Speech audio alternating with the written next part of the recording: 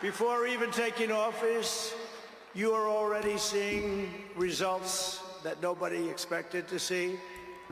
Everyone is calling it I don't want to say this, it's too braggadocious, but we'll say it anyway, the Trump effect.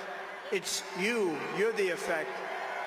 Since the election, the stock market has surged and small business optimism has soared. Donald Trump likes to brag, loves to brag about the stock market.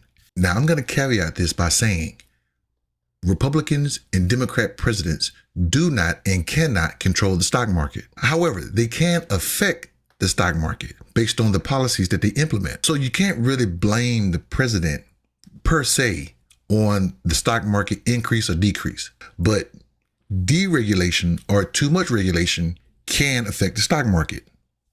Okay, now that we got that straight, let's go to the stock market and see if what he said is true.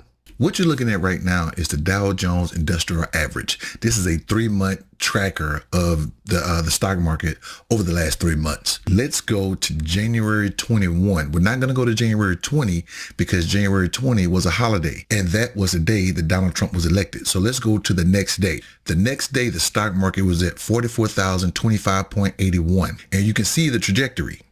It went up and down based on his policies.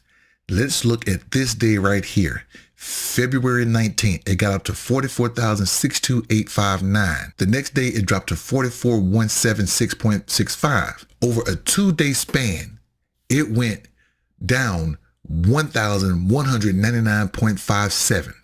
Today, it stands at 43,239.50. Since Donald Trump has taken office, the Dow Jones Industrial Average is down 786.31. In 1 month, Donald Trump has succeeded in dropping the Dow Jones Industrial Average by 3.66%. What does that mean?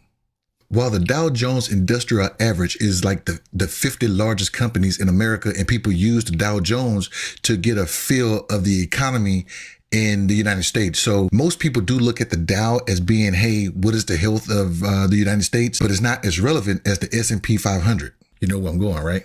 This is the S&P 500 index, and you can see we're down 94.49. We're down 1.5% over the day. If you look at the previous close, the day started at 5956 and it ended at 5861. Let's go down. So when Donald Trump took office in January of 2020, again, January 2021, because January 20th was a holiday, the S&P 500 was at 6049. Where is it right now? It's at 5861.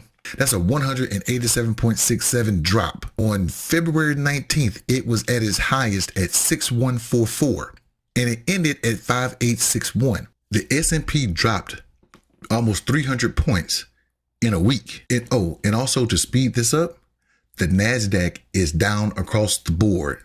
And I can show you the charts, just like I showed you the S&P 500 and the Dow. It's down. This is why presidents don't look at the stock market, because the stock market is a flimsy place. And if it goes up and down based on the day's events, not just the president's policies, they're going to attribute that to the president. Donald Trump wants to put his presidential legacy on the stock market. So let's hold him accountable. I did not do the whole month of January because I don't give Donald Trump any credit or any blame for January. But starting in February, he gets all of the blame. What I'm waiting on now is those job reports. I want to see, did the jobs increase, decrease, or stay the same in the month of February? What do you think?